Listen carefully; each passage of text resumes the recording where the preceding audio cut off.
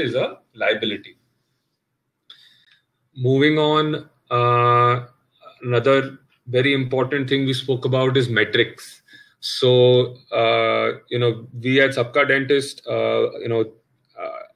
measure close to 150 metrics. Now, what is a metric? A metric is a quantifiable measure that is used to track and assess the status of a specific business. We've listed down 3 metrics here. Just to start off your journey. I think it's very important that you measure what you do so that you can understand where you stand and how you can further improve your business. So first thing is a patient conversion metric. Now, how does it calculate it? So this is clearly how many patients have been billed. For example, if you've billed 20 patients in the month, patients that have visited you for a checkup are totally 40. So you have billed 20 out of the 40, which means that 50% of your patients have got converted. They have given you revenue. So that is patient conversion is 50%. You need to measure this so that you can then try and improve on this number as you go forward and your practice becomes better and better. Average revenue per patient is another metric that we follow. How do we calculate this metric? Total revenue generated by the clinic divided by the total number of billed patients, patients who have given us revenue. So this, the example here tells you that the clinic has generated 2 lakhs of revenue from 40 patients. So the average revenue per patient is 5,000 rupees. This is, again, last time someone had asked us that is equal to the average ticket size. Yes, this is similar to average ticket size. So again, this is an important metric. This also tells you that where you have the opportunity to upsell, try and sell better products to a customer, sell them a better crown, sell them a better ortho brackets, whether it's selling a higher quality implant to the patient. That will improve your average revenue per patient, which would show you that you are doing better month on month. And again, the last metric here is the repeat patient percentage. Now, it's essential that you, first of all, keep a track of all your patients that you have treated in the past and keep a record of that. What that does is it tells you that of the patients that you have treated in the past, if they keep coming back, so that's what we classify a repeat patient. If someone who's come to us in April 2018 comes back again to us in October 2018 for a fresh treatment. So, he could be doing a cleaning treatment in April 18. In October, he probably requires a filling. He has some pain and he comes back to you. Now, that's a repeat patient. So he thought of, since he was happy with your treatment in April, he decided to come back to you and not to any other dentist. So it sort of indicates the loyalty as well as the lifetime value. So you know that once this patient keeps coming back to you, he is your patient for a lifetime. Now, that is again important in a way that you get to see how many of your patients are coming back to you and what are the efforts that you're putting in to get the patients back. So if you're recalling them, you're messaging them, so that the efforts of recalling and messaging can be seen through this percentage. So make sure that you start measuring these, and there are a lot more that when we do another session of sale revenue planning, we will be covering a lot more metrics there as well. Right. So this is what we covered, last time round. Coming to this today's session. So today, what we'll be covering is the projection for the for a 12-month period, break-even analysis and what that means, and how do you prepare a profit and loss? How do you prepare a balance sheet? How do you prepare a cash flow? So I'll be going through this slide and then I'll be moving to an Excel file. Each of you who would want to, so the way that we structure this webinar is we would want you to ask us questions as we go along, instead of keeping it till the end, so that the queries you have can be solved immediately. Right. So, Dr. Zita, am I audible? Because a few people are. Yes, Pranav, you're audible. I'll just ask Dr. Prachi to re-log in. Sure. So let's start off with what do we mean by projections? So projection is an estimate or a forecast of a future situation based on a study of present trends. What this means is that, since, we are currently in the month of April, we at Sabka Dentist and a lot of other large companies go through this process of budgeting for the next financial year. This is used for internal purposes. It's used to, for the investors. It's used for other third parties as well. This benefits us in multiple ways, not just, just for revenue. It's a lot of other things that it helps us in. So if you see the slide down, it tells you why make projections. So one of the most important things, understanding your requirement of funds. What do I mean by that? So once you have forecasted that, I will be generating close to 48 lakhs or 50 lakhs or 60 lakhs of revenue for the year, you will again then forecast what are my costs going to be in terms of variable cost, what are my fixed costs going to be, what are my marketing costs going to be, and what is it that I will make in profit. So this is what the P&L will show you. Then, like we discussed last time, there are certain patients who do not pay you the entire money upfront.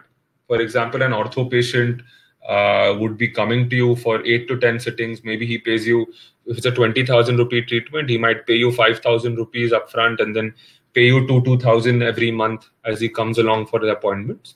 So the revenue you would recognize as 20,000 in the month one, but you would be receiving the cash over time. So it's essential to identify that revenue and cash will vary. So there will be times where you would have generated 100 rupees of revenue, but you would have collected only 80 rupees. The 20 rupees will be lying as a receivable, which you will get at a future date from a patient. So it's essential to understand that what is it that you will be receiving, what is the cash position that is going to be at the year end, so that if in the middle you feel that you need to inject certain funds, maybe you need to take a loan, maybe you need to borrow some money from friends or family, you know at which point you would need that, right? So that's why it's essential to forecast for the year. Another important thing that it helps you do is it helps you to plan marketing. So, you need to understand there are, I wouldn't say dentistry is really cyclical or seasonal, but there are a few months in the year where that, you have summer vacations, for example, May and June, November, December. During those times, there is a slight surge in orthodontics. That's because the age group that does orthodontics usually has vacations during that time, so they are more comfortable getting their bonding done that time. So hence it would be important to try and align your efforts in marketing towards those months. So to understand that when it's probably November's approaching, maybe October, you could start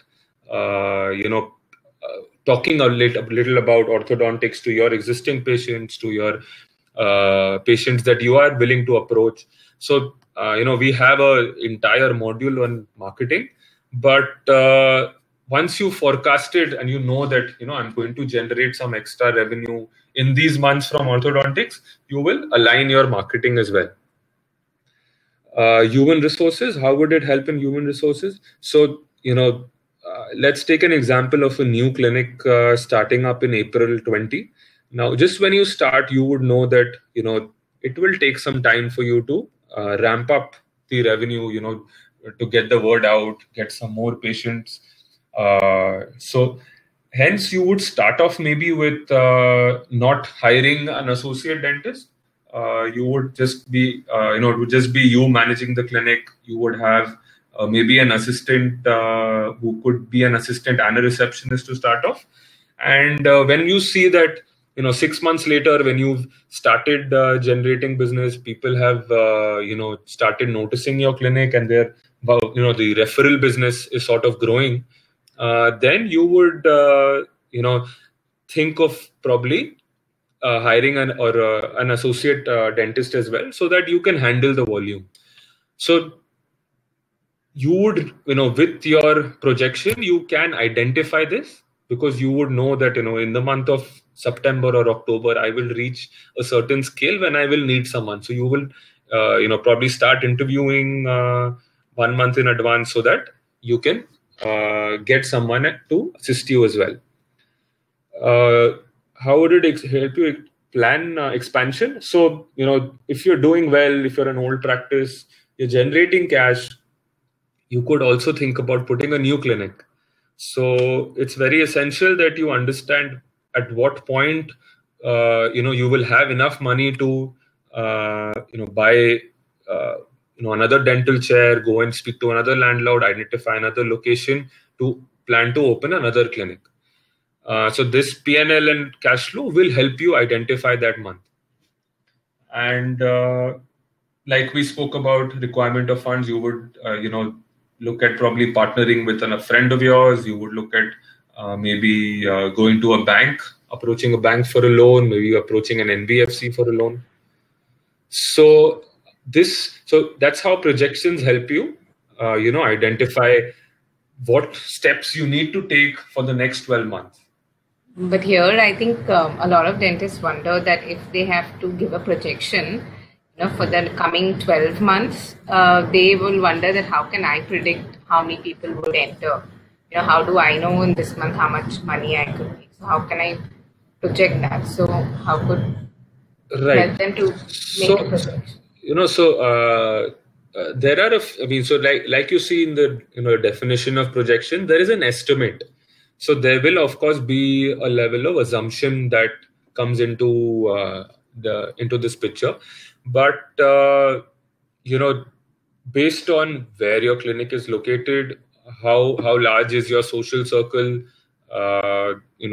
what is it that you're going to do in terms of marketing, all these. So it's all intertwined. So it's not just throwing a number. There will be a lot of thought that will go into making this projection.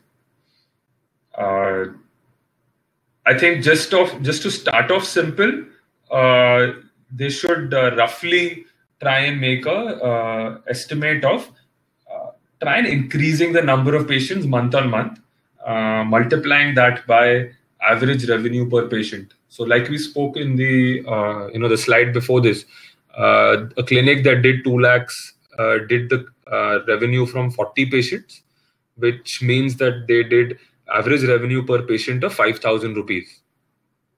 Right. So let me just open the Excel file and explain what I mean, so that it's not just arbitrary. So that's what we'll just move on to break-even analysis, for which I'll just open the Excel sheet.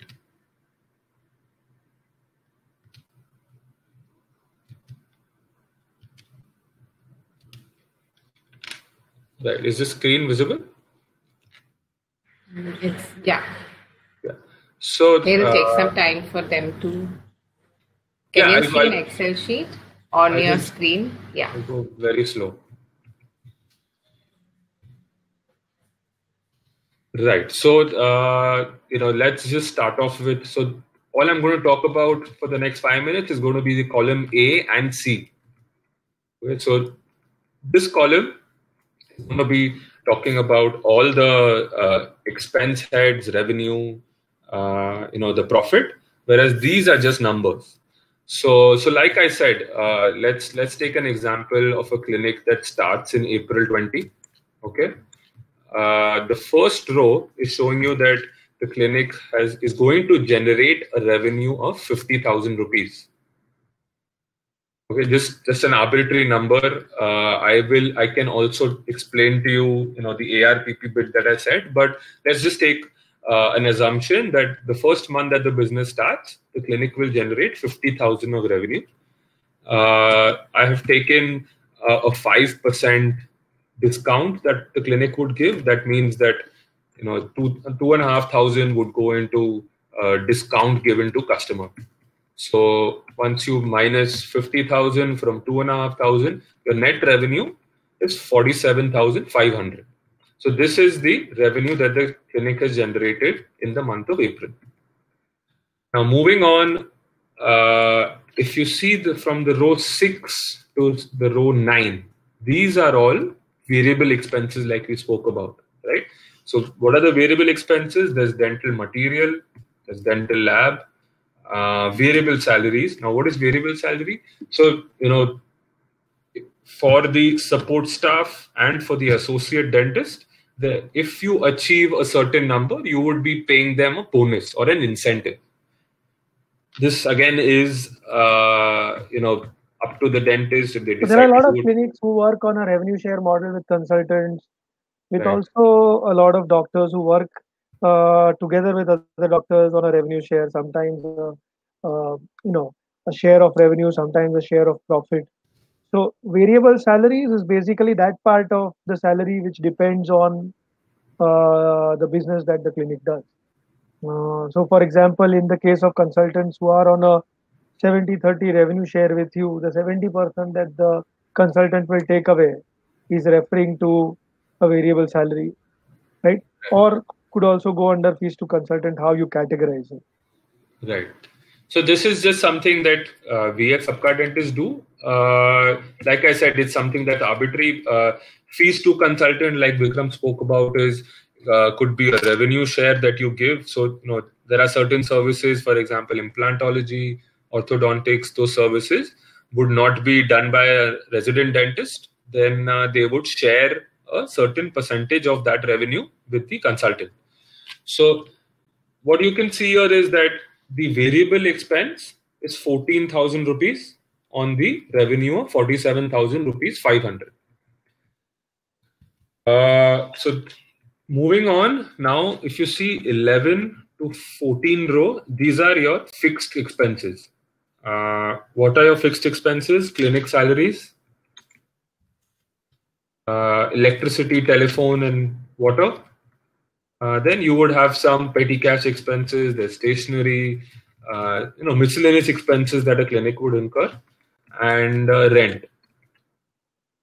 Right. So currently, like I spoke earlier, the clinical salaries currently is just covering the assistant, one assistant and one receptionist.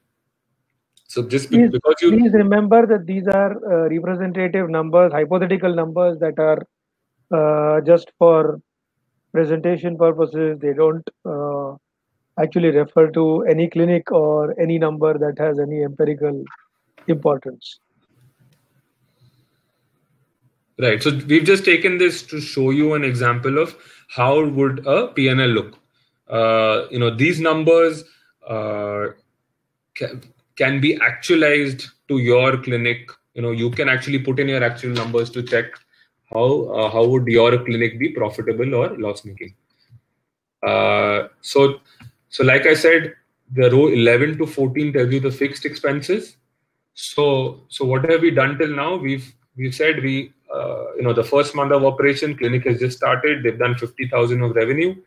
A small discount has also been given. So net revenue is 47,500. The total variable expenses are 14,000 rupees. And the fixed expenses are 73,000 rupees. Now, this row number 16, tells you the center level profitability. So, like I'd explained earlier, earnings. So, EBITDA is actually earnings. You can ignore the terminology for now. So, center level profit or center level loss is what this row shows you. So, how have I arrived at this 39,500? So, what I've done is 47,500 minus 14,000 minus 73,000. That is the total revenue minus the variable expense minus the fixed expense. So that's telling you that you have lost 40,000 rupees, 39,500 rupees at the center level. Dr. Zita, are we clear? Anything that you think? Just if any doctor has any questions, Yeah. please be free to ask. We would be more than happy to explain in detail.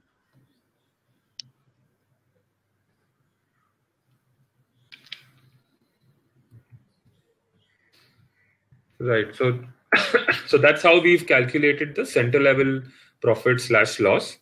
Moving on, we move to marketing expenses. So again, we've taken an arbitrary number of just 30,000 rupees, just for representation purposes. And what the other expenses could be. So, what we've assumed for the preparation of this forecast is that we have taken a certain amount of loan as well from a bank.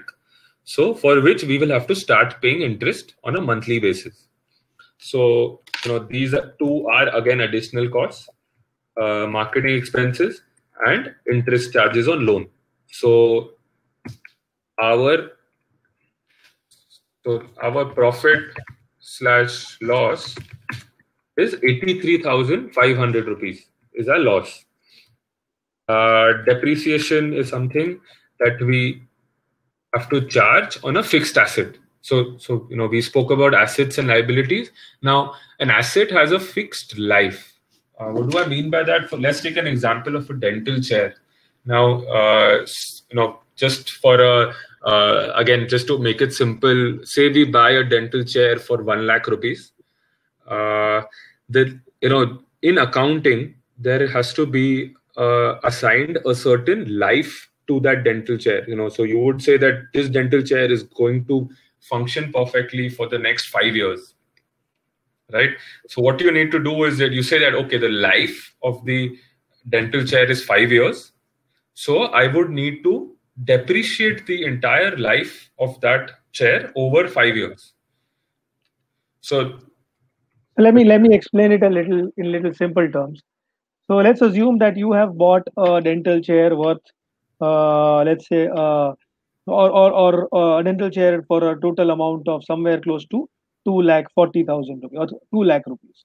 If you bought a chair for 2 lakh rupees and that chair is going to last for 5 years, every year you are basically using 1/5 of the value of that chair. So after 5 years, you're going to throw away. So how much money are you spending on that chair every year? The total value of the chair, that is 2 lakh, divided by total tenure, that is 5 years. So 2 lakh divided by 5 years gives you 40,000 rupees. So 40,000 rupees is what you are spending as chair cost every year, because you're going to throw the chair away in 5 years, and which was worth 2 lakh. Now this 40,000 that you spend, in other terms, can be called as depreciation. It is basis the fact that you will have to replace this chair after an X amount of time. And so you need to consider the cost of that replacement when the chair loses value after 5 years. And that 40,000 rupees, if you then further divide across 12 months of the year, gives you monthly depreciation. But then do they calculate this on all, like the air condition, everything that is purchased? Everything that requires, so all assets depreciate. Okay, that is the fact of life.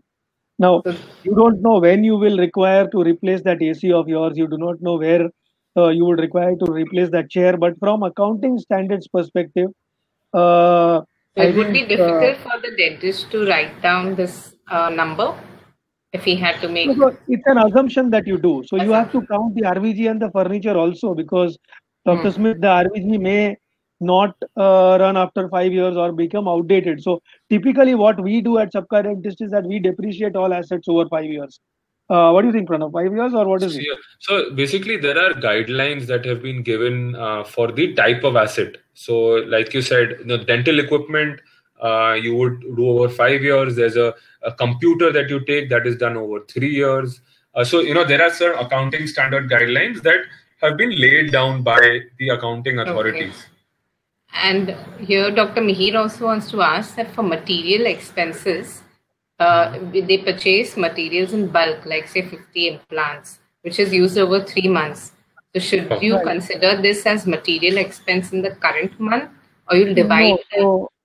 So when you buy material, let's say for example, you bought 50 implants. you are going to use those 50 implants over the next 3 or 4 months. Here you need to consider the expense that will be against the revenue that you're generating. So for April 20, you have generated a revenue of, you assume that you will generate a revenue of 50,000 rupees. To earn those 50,000, you have to consider only the treatment cost that you will incur to earn those 50,000 rupees. So let's assume that you are going to earn this 50,000 by doing 10 RCTs at 5,000 rupees each. Then your dental material cost will only be limited to the amount of material that will be consumed to do those 10 RCTs. Right. Does that So, answer your question? so I'll just, so, Dr. Mihir, when you buy 50 implants, what you're doing is, so you buy all of them and they lie as inventory. So they're your stock. So that's when you buy 50 implants, that's your asset. When you start using that, so say that out of the 50 implants, you place 10 implants in April, only the implants cost of 10 implants will be charged in April. So let's take an example of, say, an implant costs you 5,000 rupees. So you will, in April, you will put 10 implants into 5,000, 50,000 rupees as cost, and not if you've done 10 implants in April. Yes. So the balance 40 implants you would only expense off when you've placed them. So when you buy material, it lies as asset. When you use it, then that is when you expense it. So that is where we are saying dental material consumed. So Dr. Megha is asking, where will the cost of the implant go? That will be in dental materials. Materials. Yeah.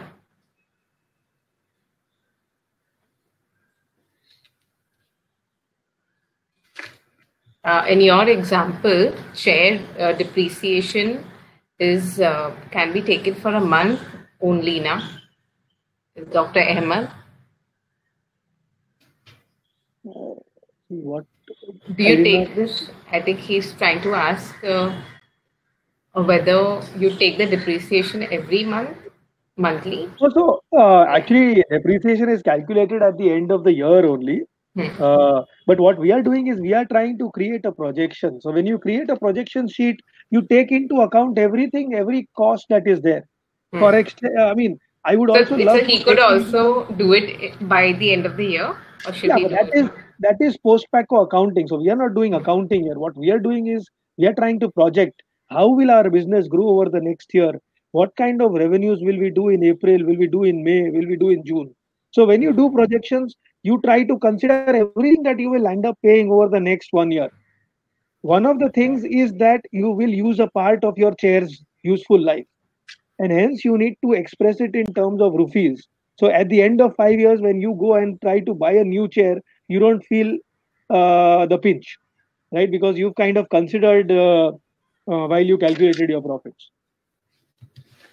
So right now we will consider everything on a projection basis. You should take everything on a month-on-month basis. So you can take action. You can take actions to achieve your targets. And Dr. Smith wants to know, what about a delayed payment? Like I pay after 2 months, credit is for 3 months. So that would also go under cash flow and not P&L. So there are 3 different statements that you need to maintain in accounts. One is the profit and loss statement. The second is the balance sheet, and the third is the cash flow. So the profit and loss statement is actually not taking into consideration how the money is flowing out or coming in. So this is exactly like the question last time we had regarding revenue and collection. So let's say I was to bill a orthodontic treatment worth 20,000 rupees, and the payment for the same, the patient was going to give in installments of 2,000 rupees every month over the next 10 months. Would I consider revenue as 20,000, or should I consider revenue as 2,000? And the answer to that was that while your revenue would be considered as 20,000, your collection would be considered at 2,000.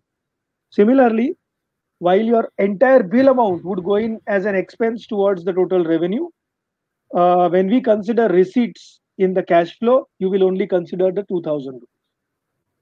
But at this point, we are looking at the profit and loss statement. So here you will So Dr. Smith, we will cover that's a good valid point you made. We will cover that when we come to cash flow. I will show you with an example.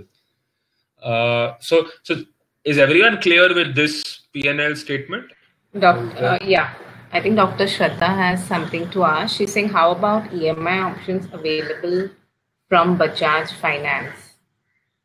So is she referring to the EMIs that the patient pays, or something that she has taken as loan in order to buy the dental chair? Yeah, Dr. Shraddha, can you clarify the question a bit?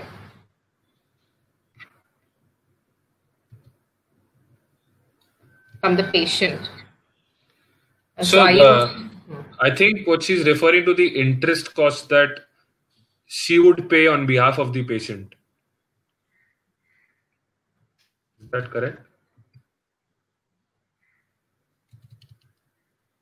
Dr. Shraddha, are you asking that whether that would be considered as your revenue, the entire amount?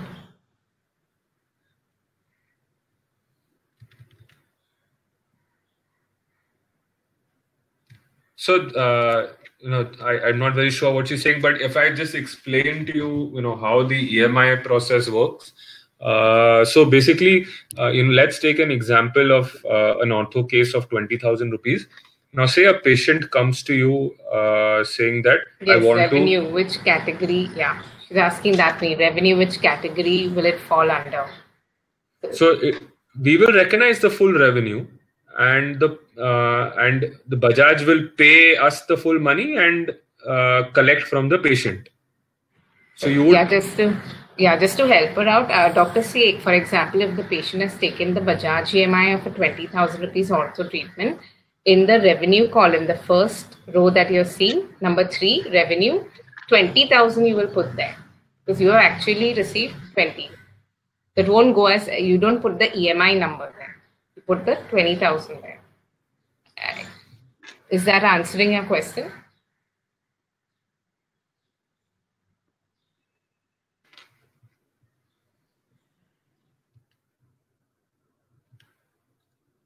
Yeah. Okay. So this is how we would prepare a P&L for a single month. Again, this is an estimate. We put just a number to indicate it. She also wants to ask that who pays the interest. It depends on what agreement you have. So in case of Bajaj Finserv, for example, it's always the vendor or the doctor who has to pay the interest, and it's always a zero cost EMI for the patient. But there are different ways and companies in which people take EMIs. So if you are bearing the interest, you need to consider the interest as one of your variable costs. But if the patient is paying it, then it doesn't matter. It doesn't matter to you. Dr. Avasthi has to ask that how to take into account unexpected risks like the pandemic requirements or such unaccounted expenses in planning revenue expenditure charts. So you can't plan for pandemics. I mean, it's impossible to plan for pandemics. But yeah, I mean, you would want to put in a contingency, which could be things that happen in life, right? I mean, shit happens. So when you are making this plan, so after you're done with making the P&L, you might want to add one more row as an expense, which is a contingency, right? But as far as the pandemic is concerned, it's a black swan event, right? So no one in the world could plan for this. Yeah, it's too bad. So, right. Any more questions, Dr. Zita? Yeah, they're still writing in as soon as they. Yeah. Sure.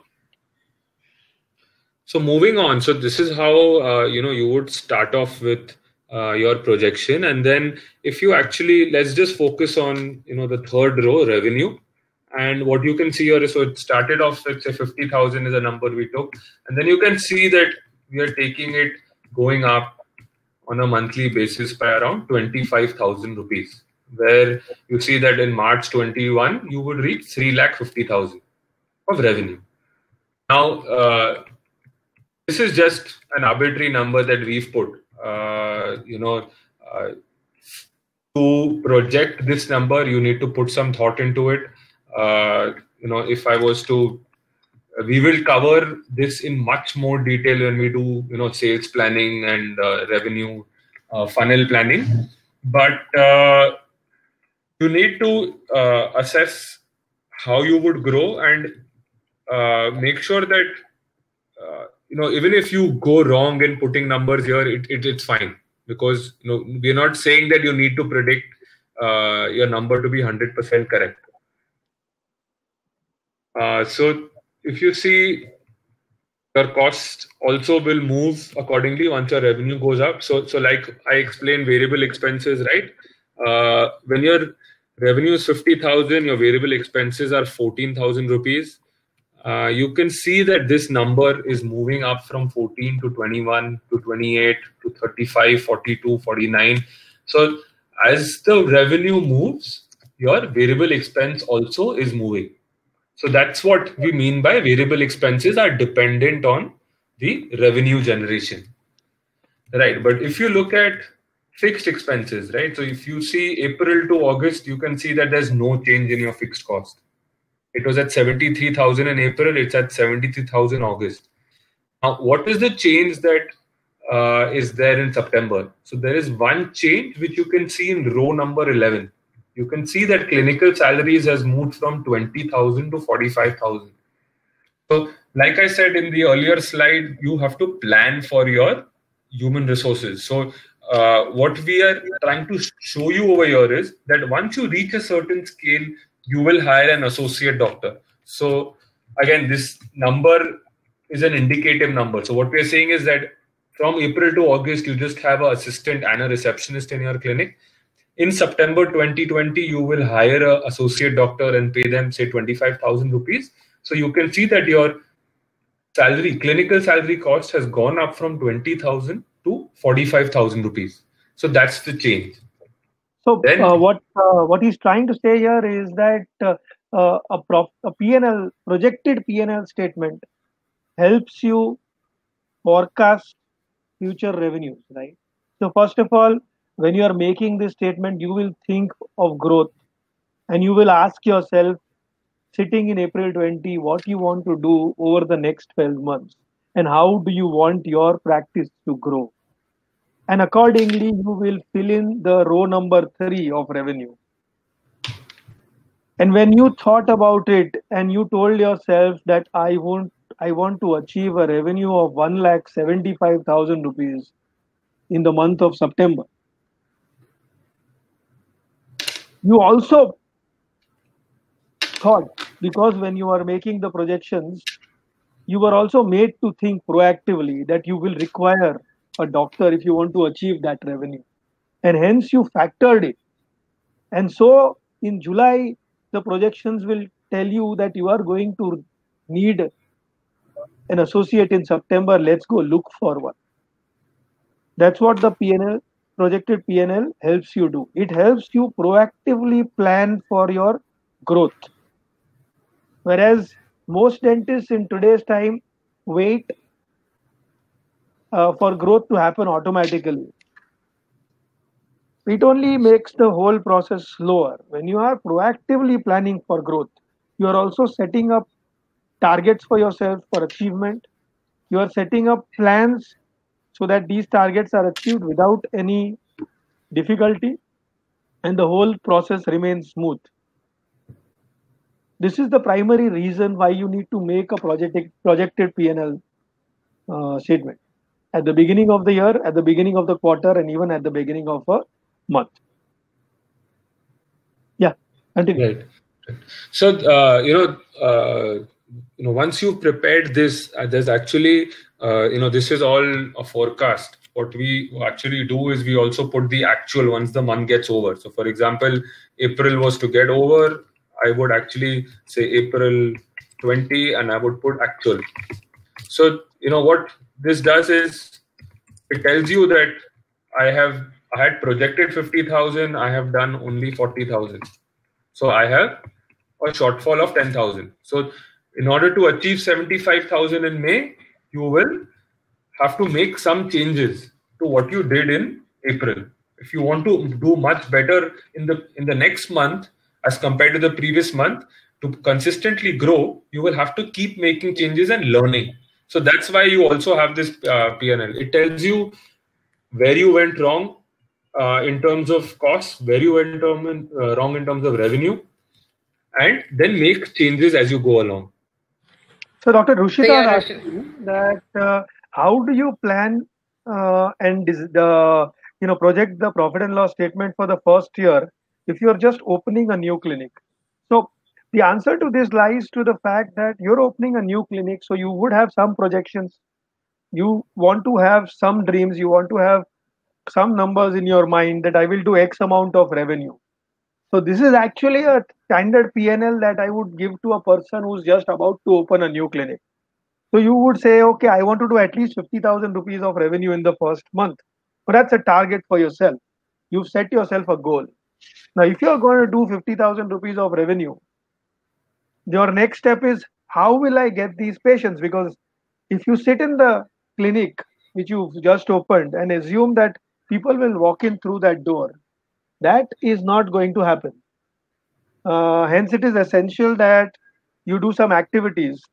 And how many activities or how much of this should you do? You should do at least enough to make sure that the total number of patients coming in would be sufficient to give you this 50,000 rupees of revenue. And the cost that you will incur to get those many people into the clinic would come under marketing expenses in the P&L, right? So it's all about goal setting. It is about setting yourself targets, setting your team targets, and planning for growth positively. So Doc, this 30,000 number maybe in the first month when you start could be higher. You could be doing more to get the word out that you've just opened a new clinic. Maybe it'll go lower. So we've just put a number here, which is same for the entire year. This can vary based on your cash position. What is it that you plan to do in marketing? So maybe when you start, you'll be doing paper inserts, you'll be doing a lot of messaging, etc. So that's how your marketing cost will change month on month. So what we are trying to show you here is this is a tool that should help you to plan your year. So when you started a new clinic, you shouldn't be waiting to see what is it that you will do, because the time will pass. 1 year will go past and you will not realize what is it that you achieved in the entire year. So this sort of crystallizes month on month what is it that you've actually achieved. So if you look at the column F, you can see something changing in row number 16. The center level profit or loss was 39,500. So we incurred a loss of 39,500 in April on a clinic level. This is a loss before you even incurred interest charges on loan and on marketing. This loss went down to 22,750. So why did this happen? Your fixed cost remains same, variable cost went out slightly, but your revenue went up. So what you're seeing is your revenue went from 50,000 to 75,000 to 1 lakh to 1,25,000. Now, can you see here from 39, 22, 6,000, and then it's moved to 10,750 profit. So what does this indicate? This indicates that this is your break-even point. If you generate 1,25,000 rupees as revenue, you will incur a slight profit. Till 1 lakh rupees, you were incurring a loss. As soon as you went up, so let's just change this marginally to show you what I mean. So see, if you do 1,10,000 of revenue, you are going to make a profit of 700 rupees. So this is your break-even point. What this tells you, this is a point where you don't make a profit, we don't make a loss, and neither do you make a significant profit. You're just making zero. So this is what we call a break-even point. So for you to make sure that every month you at least generate 1,10,000 so that you are not making a loss. That's what a break-even point means. And then you can see that this figure has turned green, and now every month it is increasing. So from a 700 rupees, which you did with 1,10,000 of revenue, this figure has moved to 1,19,750 in Feb and 1,36,000 in March, when you generated 3,50,000 of revenue. So that is showing you that as your revenue goes up, you will start generating profits. Moving down, if you see this row, the 20th row. Now this row shows you that even after you've incurred marketing expenses and you've incurred interest charges on loan, this is the loss that you are incurring on a monthly basis. Can you mark the entire row? Just select the entire row, so that they'll be able to see it better. So if you see this row now, row number 20, what it shows you is that in April, when you just did 50,000 of revenue, you generated a loss of 83,500. Now you can see that this is slightly moving down month on month. And in the month of October, when you generated 2,25,000 of revenue, you have generated 9,700 rupees of profit. This is after incurring all your variable costs, which is material, labs, consultants. It's incurring all your clinical fixed costs, that is your rent, salaries, electricity. It's after incurring your marketing cost, which we took as 30,000 rupees. And it is also incurring your interest expense that you have to pay on the EMI loan that you have taken from the bank. And then as your revenue goes up, you can see that you start making more money. So this is how you need to prepare your profit and loss account. These rows are all calculated. We put formulas in. All you need to do is put in your actual numbers in terms of revenue, the fixed cost, and marketing, and then your profit and loss will be automatically calculated. Any doubts?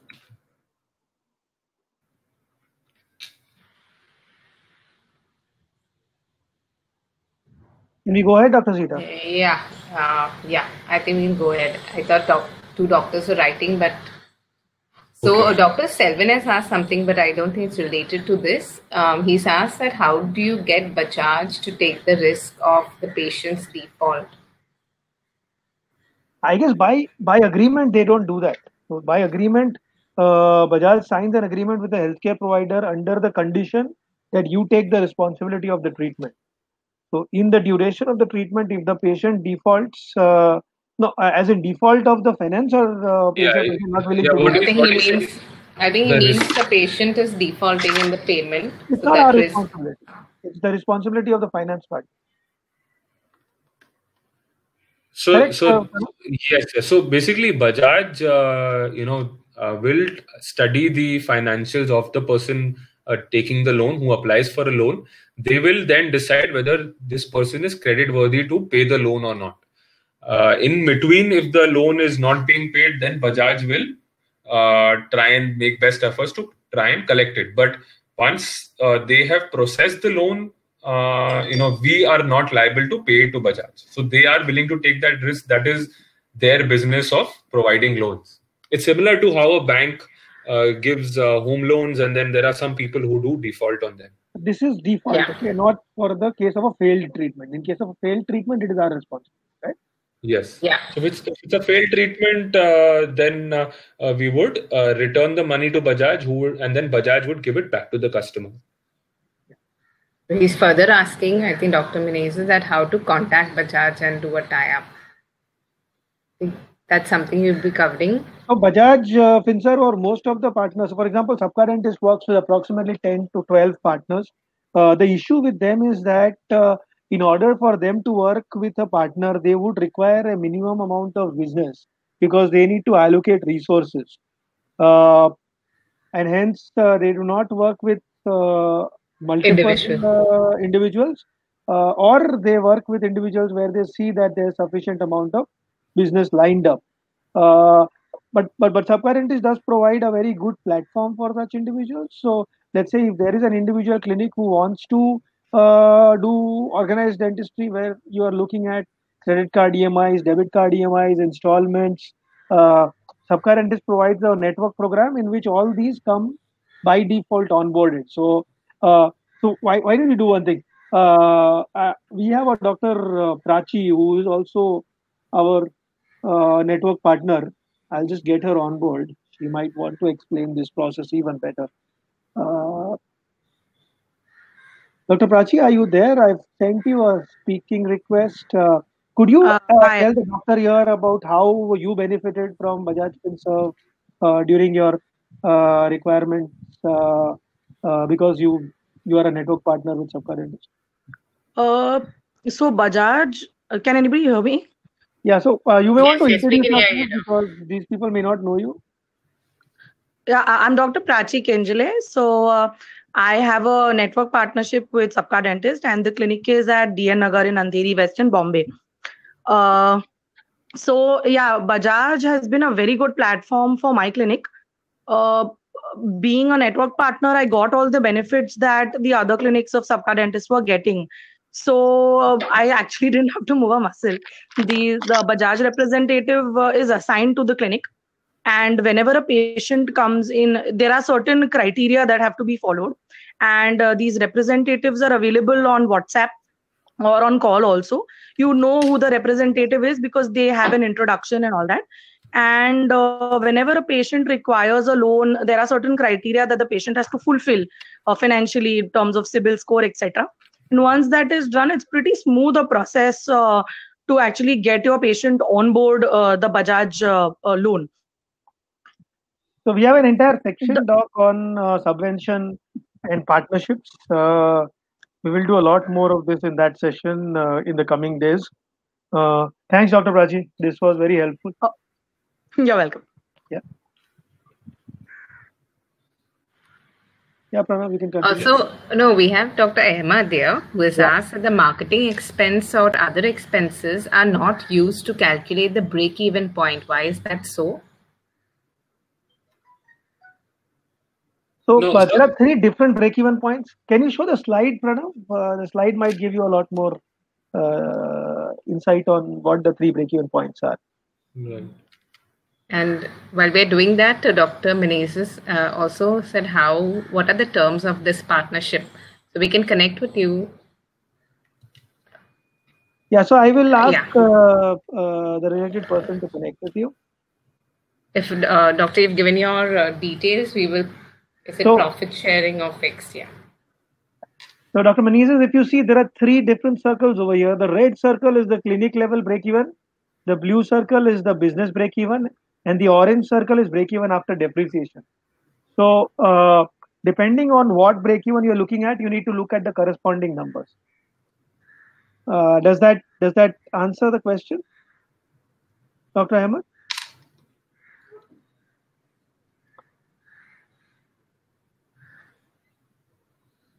So I think he wants to, Dr. Ahmed, I think wants to ask, so which one would you take to calculate break-even point? So ideally, you should be looking at the total break-even only, which is the break-even after depreciation. But since depreciation is not actually something that you pay out of your pocket, you are actually accounting for buying a chair again after 5 years. The best thing to consider is the blue circle, which is business break-even. Business level, yes. Okay. And also Dr. Menezes is asking that what are the terms of the networking and is it profit sharing or fixed? So I think we can connect with him. Yeah. So we'll tell the related team to connect with you and take it further from there. Yeah. Sure. So good question, Dr. Ahmed. So then we move. So this is the entire P&L that we are talking about. What we could see is as the revenue moves up, your profit center level and at the company level will increase. Now we move to the cash flow bit now. So I'll just move to that and explain that to you. So this is how the cash flow will be calculated. You start off April with, let's assume, 0 rupees. So you need to share your screen, Pranav. The screen's off sharing right now, or you need to shift on to the next one. That's this one. Yeah. Now people will be able to see it. Yeah. Now visible? Yeah. Yeah. So moving to cash flow. So what we are assuming is say that we start off the month of April with 0. What you would do is, so we had generated around 47,000 of net revenue. What we are saying that we'll collect 41,000 of that as collection. So now this is the answer to your question as to while I might raise a bill for 20,000 rupees for an ortho treatment, that the patient is only 2,000 rupees in the first month. So then over here you will only consider 2,000 rupees and not the total 20,000. Right, Pranav? Yes. So I'll just show you. So our net revenue is 47,500 rupees, right, in April. And what did I show as our received cash collected? 41,800. So the difference, that 6,000 rupees is what we will receive in the future. Not all patients would pay us the 100 rupees, the 100% of the amount in that month. There will be some spillover. So, you've calculated that how much have I actually collected from the debtor.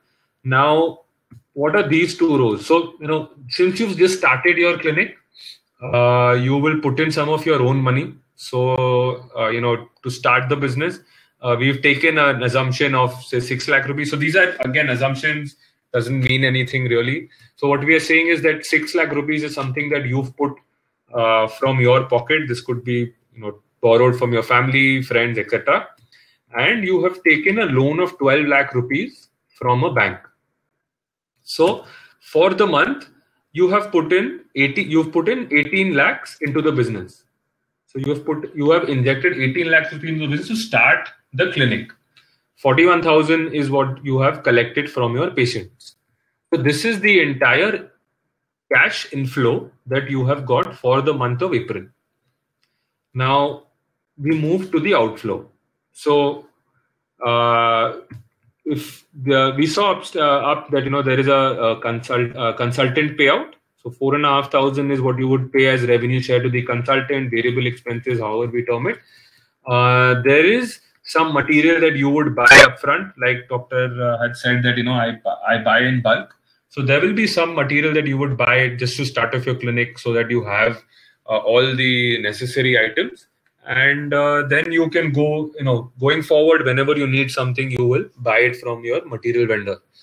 So what we are saying is that you have spent 30,000 rupees 500 on variable expenses. So you've paid some amount to material vendors, you've paid some amount to your consultants. There is no payment to lab. So I think some time back Dr. Smith had said that I pay my bill after 2 months. So you're right. So when we do the April revenue generation, the lab would generate the bill month of April, and the end of the month of April, and you would probably pay that in May. So you would have some time to pay that. So even though you will record the expense in April, because that cost is for revenue that is generated in April, the payment can be made in the future.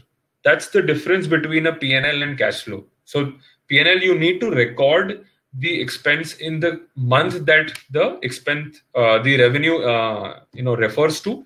But for cash, it can be paid even in the future date. Moving on, fixed expenses. You would have to pay your rent, 1 month rent in April. There will be some electricity bill you'll have to pay. You'll have to pay your salaries. So your total fixed expense payout will be 73,000. You would have to pay some marketing expense as well. So that's 30,000. Now you would, to start the clinic, you would purchase fixed assets. So these are all the chairs, the furnitures, the fixtures, the investments that you made in the clinic. That all amounted to some 7.5 odd lakhs. So out of the total 18 lakhs that you had gathered, you paid 7.5 lakhs to these fixed assets. Right. So your total creditor's payment has come to 8,83,000. Now, what is this total? You have paid 7.5 for fixed assets, 30,000 for marketing, 73,000 for fixed assets, and 30,500 for variable expenses. Now, you would also have to pay a deposit, right? When you take a place on rent, you need to pay the landlord a rental deposit. So this 1 lakh rupees is that rental deposit. You will be paying a certain interest on the loan, which is 14,000 rupees. You will have to pay the EMI, that is the principal also of the loan. So when you take a loan from a bank, there are two components, right? There is the principal component. So you've taken a 12 lakh rupee loan, which you need to pay the entire 12 lakh rupees back to the bank. And they charge a certain interest on that loan, which also needs to be paid through the entire duration of the loan. So we include all these payments as well. So what this does is 8,83,000 is what you paid the creditors. You paid 1 lakh for deposit, then you paid a certain amount for interest and principal, which takes your total payment to 10,11,000. Now, how did you get your net cash? So when we saw your cash inflow. We saw that you started the month with 0 rupees. We saw that you injected around 18 lakhs into the business. Out of the 18 lakhs, you paid 10,11,000. So you are left with 8,30,000 rupees in your bank account as on April end. So on the 1st of May, when you get up in the morning, you will have 8,30,000 rupees in your account. So moving on to May, you will see that April you started off with 0, you did all the expenses, you did all the collections. When you move to May, you start May with 8,30,000. Similarly, you will add your collection which you get from debtors. So this collection would be from revenue that you generated in May and also revenue that you generated from April. So could be that a patient who came to you, say on 28th April, he generated a bill of 5,000, he paid you 2,000 rupees in April, and he came on 5th May or 4th May and he paid you the balance 3,000 rupees. So the 2,000 rupees is going to go into April cash flow, and the 3,000 balance which he paid you in May will go into the May cash flow. So you will add that over here. Right? Moving on, similarly, how we allocated, how we paid the variable expenses. So now the lab bill that you received of April, you will be paying it in May. So you will pay 4,000 of the lab bill will be paid in May. There will be some dental material that you will purchase again that you require. There will be some consultant payments that you'll make.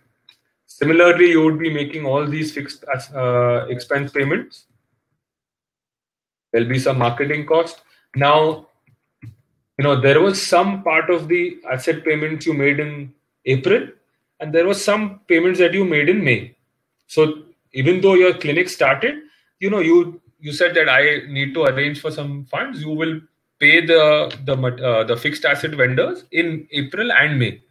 So what you can see here is that you've had to pay totally 15 lakhs to purchase all your assets, to set up your clinic, all the interior work, electrical work, and you have paid part of it in April, part of it in May.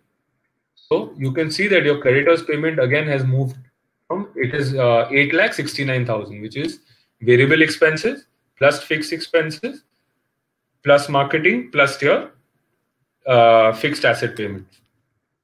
Deposit payment you've already done last month, you won't have to pay it again. Again, you would have to pay your interest on loan and principal that you will pay back. So your total payment will be 8,69,000 plus 13,000 plus 14,000. So now your net cash moves to negative 4,594. Which means that you are out of cash. You don't have money now. So how did we calculate this? We saw that you had 8,30,000 as opening cash balance. You collected 62,000 from your patients, but you had to make payments of 8,97,000 to your vendors, and you were left with no cash. So you were actually left with negative cash. Right? Now, cash cannot be less than zero, right? So, I mean, you got to have money in your bank account to run your business. So that's why when you prepare this, you will realize that no, I cannot pay, my fixed asset vendor the entire 7.5 lakhs right now. So what am I going to do? I'm going to pay him 6 lakhs right now.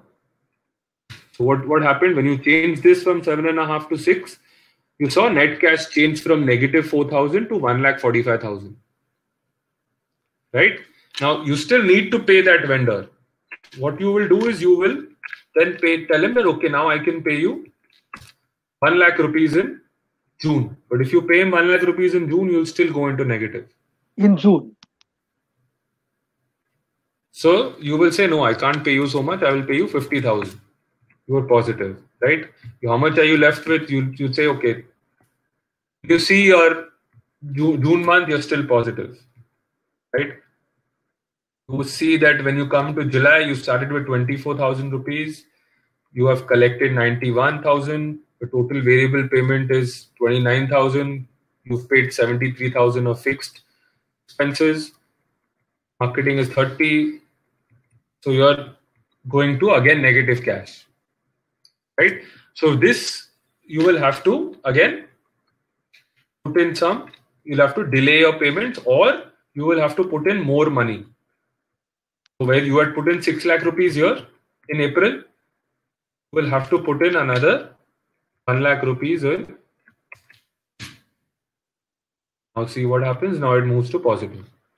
So this is helping you to identify how much money you need to put in the business. How do you pay your vendors, right? So you cannot make all your payments in April, because if we took the example, let's take the example of actually paying 15 lakhs in the month of April. So you are left with 80,000, but then how will you run your business? You can see it's all negative then going forward. So you need to plan your payments based on your collections as well. So the projections of projected P&L statement, the projected balance sheet, and the projected cash flow helps you take these decisions of how much to spend, where to spend, and how do you pay. And most importantly, how much revenue do you need to make money, right? And hence you can plan your marketing, you can plan the way you want to expand your treatment portfolio, right? Dr. Zita, any doubts or questions so far? No, I think the cash flow sheet seems fine. Dr. You'll have anything to know? Yeah, no questions. I think this is where we break for the day. Yeah. Yes. And what we will do is we will also, the thank you mail that will come across for this will also contain a copy of this format.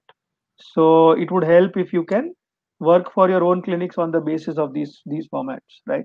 I mean, you can practice, and it's like maths. The more you work on it, the better you get. Yeah, and you'll be getting the email, which will also give you a link for the next session. We will send you an Excel. We'll send you a format, a blank Excel file on which you can then. So Dr. Menezes wanted the printout. Yeah. So we'll send you a format. We'll send you an email.